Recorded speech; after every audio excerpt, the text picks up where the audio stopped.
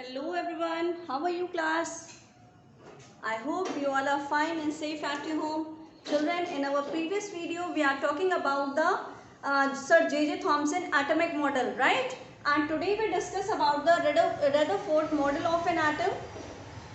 Children, before starting this topic, that is the Rutherford atomic model, first of all I would like to say that like this video, share this video and subscribe to my channel, right? अब देखिए, सबसे पहले आज हम बहुत interesting topic start करने वाले हैं कि Rutherford model of an atom. Sir J J. Thomson के हम लोग ने ड्रॉबैक्स के बारे में डिस्कस कर लिया था, what are the drawbacks of sir J J. Thomson, and today we discuss about the Rutherford model of an atom. So I would revise some drawbacks of sir J J. Thomson. देखिए, सबसे पहले हम लोग ने उस दिन क्या बात करी थी, हम लोग कह रहे थे लास्ट लेक्चर में कि सर जे.जे. थॉमसन का जो एटॉमिक मॉडल था वहाँ पे इलेक्ट्रॉन्स एम्बेडेड थे पॉजिटिवली चार्ज स्पीशीज में, राइट?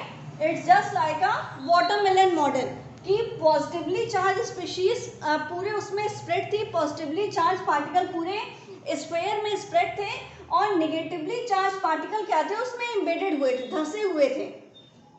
अब इन्होंने, हमने उस दिन आपसे लास्ट लेक्चर में बात करी थी कि ये सब थ्योरेटिकली था, राइट? यहाँ पे कहीं भी कोई प्रैक्टिकल चीज के बारे में बात नहीं करी गई थी, प्रैक्टिकली प्रूफ नहीं किया गया था कि इलेक्ट्रॉन एम्बेडेड ही होते हैं। तो इलेक्ट्रॉन एम्बेडेड होते हैं नहीं होते हैं, इसको डिस्कस किया इन्होंने। थ्योरेटिकली तो कह दिया, थ्योरेटिकली कभी कोई चीज़ साइंस में प्रूफ नहीं की जा सकती कि अगर हमें थ्योरेटिकली चीज़ बता दी जाए, राइट? हमें इसके लिए चाहिए था प्रैक्टिकल एक्सपेरिमेंट, और जो practical experiment sir J J. Thomson ने कुछ बताया ही नहीं, उसको ओवरकम किसने किया? उसको ओवरकम किया था sir Rutherford model of an atom ने, जिसको हम एक नाम और से जानते हैं, that is the nuclear model of an atom, right? Nuclear model of atom. अब ये न्यूक्लियर मॉडल ऑफ एटम कहिए या फिर Rutherford model of an atom कहिए, बोथ आर सेम थिंग। इन्होंने देखिए एक्सपेरिमेंट कैसे किया रदरफोर्ड ने। रदरफोर्ड का एक्सपेरिमेंट क्या कहता था? रदरफोर्ड का एक्सपेरिमेंट ये कह रहा था कि ये किस पे डिस्कस कर रहे थे, किस पे रिसर्च कर रहे थे? ये बेसिकली अल्फा पार्टिकल्स पे रिसर्च कर रहे थे। As you all know children कि अल्फा पार्टिकल्स क्या होती हैं? Alpha particles causes the cancer, right? अब यहाँ पे देखिए इन्होंने क्या सेटअप किया, यहाँ पे एक इन्होंने सोर्स लगाया जहाँ से एक अल्फा पार्टिकल रिलीज हो रही थी, that is the alpha particle source, right? This is the alpha particle source. अब इस अल्फा पार्टिकल सोर्स से देखिए अल्फा रेज निकलेगी, राइट? अब इस अल्फा रेज को इन्होंने एक स्लिट से पास कराया, and this slit is basically the lead slit system. This is the lead slit system. यहाँ से जैसे ही अल्फा पार्टिकल की रेस पास कर रही थी, ये इन्होंने पास किस पे जाके इन्होंने कोलॉइड कराया, यहाँ पे इन्होंने एक रख दिया foil, gold foil.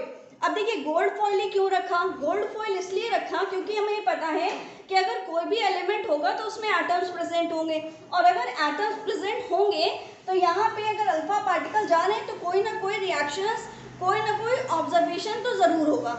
Is this clear? अब यहाँ पे देखिए कि ये उन्होंने रख दिया, this is the nothing but this is gold foil, एक पतली शीट रख दी गोल्ड की, और यहाँ पे इन्होंने एक फ्लोरोसेंट स्क्रीन लगा दी। इस फ्लोरोसेंट स्क्रीन में ये ऑब्जर्व कर रहे थे कि कोई भी अगर डिफ्लेक्शन होगा तो हमें इस प्लेट पे शो होगा। और ये किस चीज़ की बनी थी? ये बनी हुई थी जिंक सल्फाइड की स्क्रीन थी, and this is basically the fluorescent screen, fluorescent screen, right? Fluorescent zinc sulphide screen.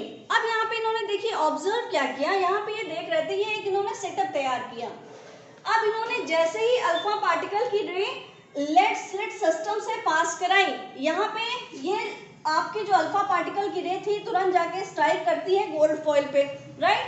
अब ये जैसे ही गोल्ड फॉइल पे स्ट्राइक कर रही थी तो इनको ऑब्जर्वेशन क्या था, इन्होंने देखा कि कई सारी रेज ऐसी हैं जो एकदम स्ट्रेट निकल जा रही है, डिफ्लेक्शन देख रहे थे। बेसिकली क्या देख रहे थे कि ये जो अल्फा पार्टिकल की रेज आ रही है ये डिफ्लेक्ट कर जा रही है, अपना पाथ छोड़ के अलग अलग डिफरेंट डायरेक्शंस में जा रही हैं। तो ये क्या सोच रहे थे कि भाई अगर according to sir J J. Thomson की बात करें तो सर जे.जे. थॉमसन ने क्या कहा कि ये एक हमारा स्फीयर है और इलेक्ट्रॉन यहाँ एम्बेडेड है। तो इलेक्ट्रॉन अगर एम्बेडेड है पूरा यूनिफॉर्म मोशन में, अगर यूनिफॉर्मली इलेक्ट्रॉन एम्बेडेड होंगे तो इतनी डिफरेंट डिफ्लेक्शंस होने नहीं चाहिए थे। और डिफ्लेक्शंस हो क्यों रहे थे। अब इन्होंने क्या किया कि सिंपली एक इन्होंने सबसे पहला काम किया कि ये एक शीट बना ली। इस शीट में ये शो करना चाहते थे कि ये जो आपका एटम है, अगर गोल्ड फॉइल है तो वहाँ पे नंबर ऑफ एटम्स प्रेजेंट होंगे, राइट। तो इन्होंने ये शीट के थ्रू ये ऑब्जर्वेशन को अपने एक्सप्लेन करना चाहते थे कि ये क्या देख पा रहे थे कि अल्फा पार्टिकल अगर गोल्ड फॉइल पे मतलब किसी भी एलिमेंट पे डाली जा रही है तो क्या ऑब्जर्वेशन हो रहा है। तो इन्होंने क्या देखा था कि ये जो आपका गोल्ड फॉइल थी, this is basically the gold foil sheet. अब ये जो गोल्ड फॉइल शीट थी, इन्होंने ये चीज देखी, अभी ने ये नहीं पता था कि बीच में हैवी मास है। अभी जैसे जैसे मैं आपको ऑब्जर्वेशन बताऊंगी फिर हम डिस्कस करेंगे कि इनका रिजल्ट क्या कंक्लूजन है। इन्होंने क्या देखा कि नंबर ऑफ रेज ऐसी हैं जो एकदम अनडिफ्लेक्टेड पार्ट में एकदम स्ट्रेट जा रही हैं। दिस इज द रे अनडिफ्लेक्टेड, अनडिफ्लेक्टेड, ये कहीं से भी इनका कोई डिफ्लेक्शन नहीं हो रहा है। ये है आपकी अल्फा रेज, राइट। और ये अल्फा रेज अनडिफ्लेक्टेड पूरे सीधे एक गोल्ड फॉइल पर जैसे जा रही है, ये स्ट्रेट पाथवे में निकल जा रही हैं। और ये कुछ इन्होंने रेज कैसी देखी, कुछ इन्होंने रेज देखी कि ये अल्फा पार्टिकल की रेज गई और जैसे ही अल्फा पार्टिकल की रेज गई ये स्मॉल एंगल पे डिफ्लेक्शन हो गया। अब कुछ एंगल स्मॉल एंगल पे डिफ्लेक्शन कर रही हैं, मोस्ट ऑफ द रेज जो थी वो स्ट्रेट पाथ में निकल जा रही हैं। यहाँ पे कैसा था, ये डिफ्लेक्शन था, this is the deflected through small angle, right, the deflection through small angle. But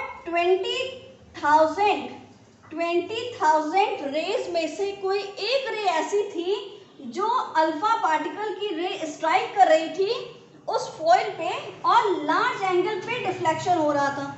मतलब जैसे जा रही थी लार्ज एंगल पे वापस से डिफ्लेक्शन हो जा रहा था। तो ये कैसी रे थी, ये डिफ्लेक्टेड रे थी।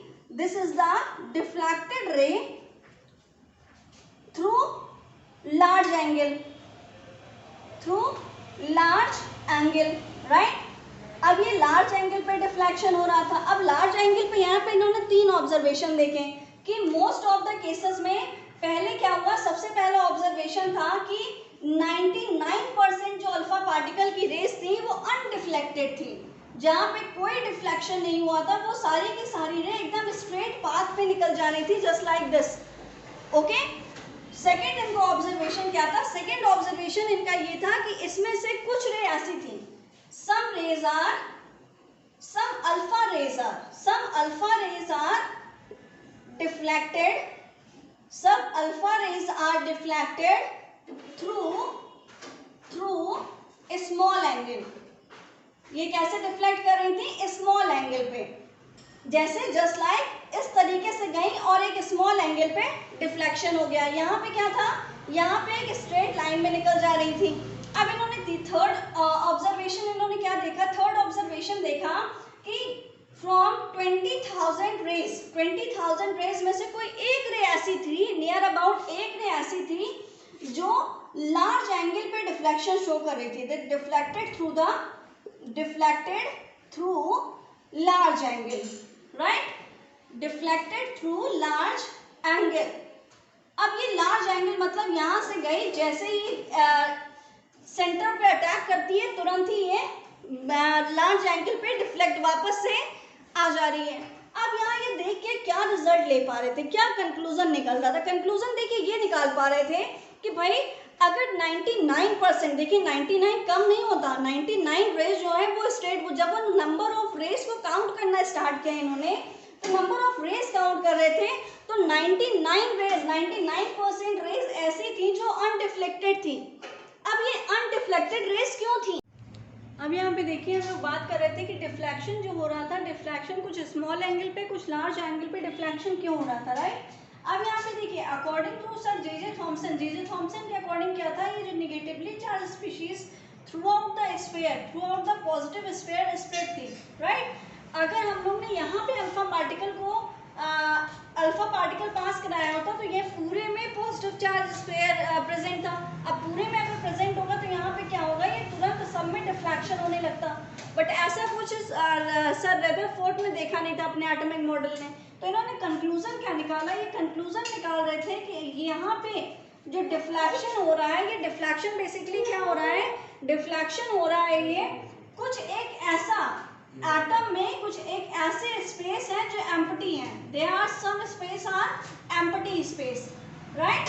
इन्हीं एम्प्टी स्पेस की वजह से ये जितने भी अनडिफ्लेक्टेड पार्टिकल्स थे, अनडिफ्लेक्टेड रेस थी, ये डिफ्लेक्ट नहीं कर रही थी, क्योंकि यहाँ पे क्या था, डिफ्लेक्शन यहाँ पे क्या था, एम्प्टी स्पेस थी, खाली जगह प्रेजेंट थी।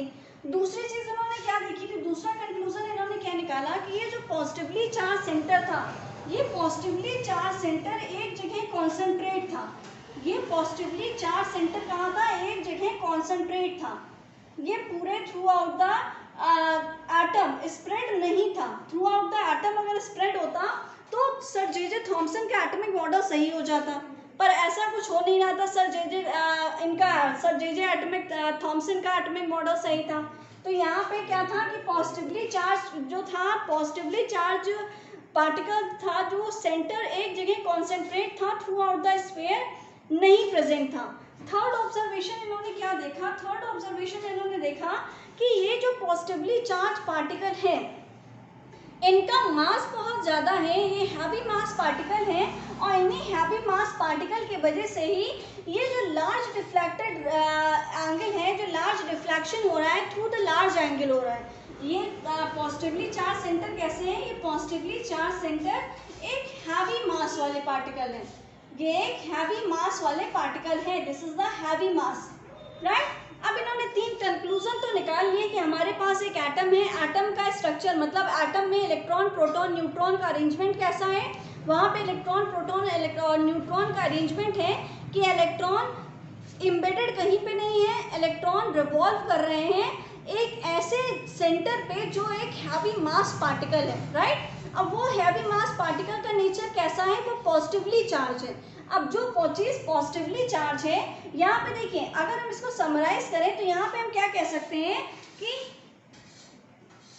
एक सपोज करिए एक एटम प्रेजेंट होगा। अब इस एटम में क्या देख रहे थे, देखिए अब यहाँ पे एक सिंगल एटम की हम बात करें, सिंगल एटम अगर बनाया जाए तो सिंगल एटम में देखिए इस सिंगल एटम में ये बीच में प्रेजेंट था पॉजिटिवली और हैवी मास पार्टिकल, राइट। यहाँ से नंबर ऑफ 99 रेज ऐसी थी जो अनडिफ्लेक्टेड थी, जो बिना डिफ्लेक्शन के ही स्ट्रेट लाइन में चली जा रही थी। अब ये जो स्ट्रेट लाइन में अनडिफ्लेक्टेड रही थी, इन्हें ये पता चल रहा था कि ये चीज़ तो यहाँ पे भी खाली जगह प्रेजेंट है, एम्प्टी स्पेस प्रेजेंट है। कुछ रेज ऐसी थी, some rays are there which are deflected through the small angle, कुछ रेज ऐसी थी जो डिफ्लेक्ट कर रही थी through the small angle, right. अब ये स्मॉल एंगल पे डिफ्लेक्शन था और 20,000 में एक रे ऐसी थी जो लार्ज एंगल से डिफ्लेक्शन शो कर रही थी, ये लार्ज एंगल पे डिफ्लेक्शन हुआ, राइट। अब ये जो लार्ज एंगल पे डिफ्लेक्शन हो रहा था, इससे इन्होंने पूरा रिजल्ट क्या निकाला, ये पूरा रिजल्ट निकाल रहे थे कि ये जो हैवी मास पार्टिकल है, ये हैवी मास पार्टिकल को ही इन्होंने कहा कि इसको कहेंगे हम न्यूक्लियस, ये सेंटर में प्रेजेंट है, ये न्यूक्लियस कहलाता है, जो पॉजिटिवली चार्ज है, through out the sphere spread नहीं है, ये पॉजिटिवली चार्ज सेंटर है जो एक जगह प्रेजेंट है, एक जगह कॉन्सेंट्रेट है, थ्रू आउट द स्फीयर नहीं प्रेजेंट होगा। और इलेक्ट्रॉन्स क्या करेंगे, इलेक्ट्रॉन्स इसको रिवॉल्व करेंगे, राइट। इलेक्ट्रॉन्स क्या करेंगे, इलेक्ट्रॉन्स इस पॉजिटिवली चार्ज सेंटर को रिवॉल्व करेंगे। अब इन्होंने ये तो डिस्कस कर दिया कि भाई ये इलेक्ट्रॉन है, सपोज करिए ये आपका सेंटर है और इलेक्ट्रॉन यहाँ पर रिवॉल्व कर रहे हैं। अब इलेक्ट्रॉन तो रिवॉल्व कर रहे हैं, पर इन्होंने कहीं पे भी ये वर्ड नहीं यूज किया कि इलेक्ट्रॉन एक पर्टिकुलर ऑर्बिट में रिवॉल्व करेंगे। अगर सपोज करिए, अगर हम लोग सपोज करें कि अगर हम सर रदरफोर्ड के बारे में बात करते, राइट, अगर रदरफोर्ड के अकॉर्डिंग चलते तो ये जो हमारा सोलर सिस्टम है, दिस इज द, अगर सपोज करिए हम सोलर सिस्टम की बात करें तो सोलर सिस्टम में क्या होता है, सन होता है और जितने भी प्लैनेट प्रेजेंट होते हैं वो पर्टिकुलर ऑर्बिट में रिवॉल्व करते हैं। अगर पर्टिकुलर ऑर्बिट, अगर ये सब बताइए कि अगर क्लास में किसी की पर्टिकुलर सीट ना डिसाइड की जाए तो कोई जहाँ पाएगा वहाँ बैठेगा, तो अल्टीमेटली क्या होता है, फिर आपस में सब लड़ाई करना शुरू कर देते हैं, नहीं मुझे यहाँ बैठना है, यहाँ बैठना, राइट। सेम कंडीशन अगर यहाँ पे क्या होगा कि सोलर सिस्टम में ही जितने भी प्लैनेट प्रेजेंट है, it may be the Mercury, Venus, Earth, Mars, Jupiter, Saturn, they are the different planets, right. अगर इनका कोई ऑर्बिट ना डिसाइड होता तो क्या होता कि ये प्लैनेट्स रिवॉल्व करते हैं और आपस में ही कोलॉइड कर रहे होते हैं, और अगर वो आपस में कोलॉइड करते तो यूनिवर्स कभी भी स्टेबल ना होता, और कभी भी अगर स्टेबिलिटी ना मिलती, किसी चीज़ को स्टेबिलिटी नहीं मिलेगी तो वो चीज़ तो खत्म हो जाएगी, राइट। सेम चीज़ यहाँ पे थी। यहाँ पे जो रदरफोर्ड ने अपना स्ट्रक्चर दिया था, इन्होंने कहा था बस रिवॉल्व करते, कहाँ रिवॉल्व करते हैं, कैसे रिवॉल्व करते हैं, इन्होंने इसके बारे में कोई एक्सप्लेनेशन नहीं दी। बोहर्स को इसी बात पे ऑब्जेक्शन था। बोहर्स ने कहा भाई आपने ये तो बता दिया कि इलेक्ट्रॉन्स रिवॉल्व करते हैं, but according to the Maxwell scientist थे, मैक्सवेल के अकॉर्डिंग क्या कहता था कि कोई भी अगर चार्ज पार्टिकल बॉडी है, कोई भी अगर चार्ज पार्टिकल बॉडी है, वो लगातार एक्सेलरेट कर रही है तो वो कुछ ना कुछ इलेक्ट्रोमैग्नेटिक रेस को एमिट करेगी। अगर कोई चीज़ एमिट हो रही है, रेडिएशंस एमिट हो रही है, तो एक टाइम तो ऐसा आएगा जब उसकी जो चार्ज है उसका चार्ज खत्म हो जाएगा। तो अगर हम रदरफोर्ड के मॉडल को सही मानते तो ये था न्यूक्लियस और ये है इलेक्ट्रॉन। इलेक्ट्रॉन कर रहा है रिवॉल्व, तो रिवॉल्व करते करते हर एक इलेक्ट्रॉन रिवॉल्व कर रहा है, और वो रिवॉल्व करते क्या कर देता, वो रिवॉल्व करता और सेंटर न्यूक्लियस में आके बम्बार्ड कर जाता, राइट। अगर वो फॉल डाउन करता न्यूक्लियस में तो क्या होता, क्या कभी भी एटम स्टेबल होता? द आंसर इज नो, कभी भी वो स्टेबल हो ही नहीं सकता था, क्योंकि वो पर्टिकुलर ऑर्बिट में नहीं रिवॉल्व कर रहा था, वो कहीं पे भी घूम रहे थे। उनका कोई पर्टिकुलर सर्टेन स्पेस नहीं था, जगह नहीं थी कि आपको यहीं पे घूमना है, आपको यहीं पे रहना है, वो कहीं भी घूम रहे थे। अगर सपोज करिए कि आपसे कहा जाए कि आपकी साइंस टीचर या केमिस्ट्री टीचर आपकी इस कहाँ पे मिलेंगे, मोस्ट प्रोबेबिलिटी कहाँ होती है, सबसे ज़्यादा पॉसिबिलिटी होती है केमिस्ट्री लैब में मिलने की। अब आपसे पर्टिकुलर जगह ना बताई जाए, आपसे क्या मिलेंगी स्कूल में, तो आपको प्रॉब्लम होगी, राइट। अब आप पूरा स्कूल खोजेंगे, बट अगर हम आपसे ये कह दें कि नहीं आपको ये टीचर इस लैब में मिलेंगे, तो आपको ईजी हो जाएगा। सेम कंडीशन कि अगर हमारा ये इलेक्ट्रॉन है, इलेक्ट्रॉन रिवॉल्व कर रहा है, तो रिवॉल्व अगर वो ऑर्बिट में करेगा तो बोहर्स का कहना था कि भाई हमें आप ये तो बताइए कि किसी पर्टिकुलर एलिमेंट के लिए अगर उसमें electron number of electrons present हैं, वो नंबर ऑफ इलेक्ट्रॉन्स आपके कैसे होंगे, मतलब एक ऑर्बिट में कितने इलेक्ट्रॉन्स होंगे और कितने इलेक्ट्रॉन आपस में घूम। देखिए अब इलेक्ट्रॉन अगर रिवॉल्व कर रहे होंगे तो हो सकता है वो दोनों आपस में कोलॉइड करें, और अगर आपस में कोलॉइड करेंगे तो इलेक्ट्रॉन रिपल्शन होगा, और अगर इलेक्ट्रॉन रिपल्शन होता है फिर से ये स्ट्रक्चर अनस्टेबल हो जाएगा। तो अगर एटम का स्ट्रक्चर अनस्टेबल है फिर तो आपका इतनी सारी चीज कहना सब गलत था। तो बोहर्स ने क्या कहा था कि भाई आपका हम न्यूक्लियस तो मान लेते हैं, न्यूक्लियस सही है, बस आप में थोड़ा सा करेक्शन करना है कि ये इलेक्ट्रॉन कभी भी बिना ऑर्बिट के रिवॉल्व नहीं करते, ये एक पर्टिकुलर ऑर्बिट में रिवॉल्व करते हैं, ये पर्टिकुलर ऑर्बिट में रिवॉल्व करते हैं, वहीं पे ये रिवॉल्व करेंगे, और हर एक ऑर्बिट में नंबर ऑफ इलेक्ट्रॉन भी फिक्स्ड होते हैं।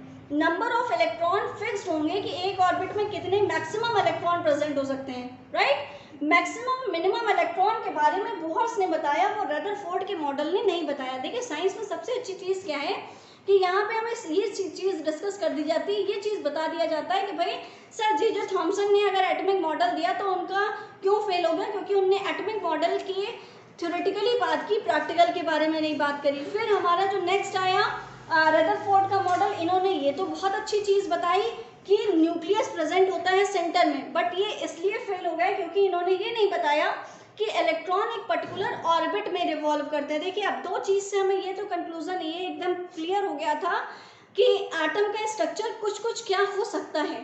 तो इसके लिए हमें यहाँ पता चल गया कि न्यूक्लियस है सेंटर में, इलेक्ट्रॉन रिवॉल्व कर रहे हैं। अब इलेक्ट्रॉन रिवॉल्व कर रहे हैं पर्टिकुलर ऑर्बिट में, हम नेक्स्ट वीडियो में बात करेंगे कि ये पर्टिकुलर ऑर्बिट, ये ऑर्बिट क्या होता है और एक ऑर्बिट में मैक्सिमम नंबर ऑफ इलेक्ट्रॉन्स कितने प्रेजेंट होते हैं, राइट।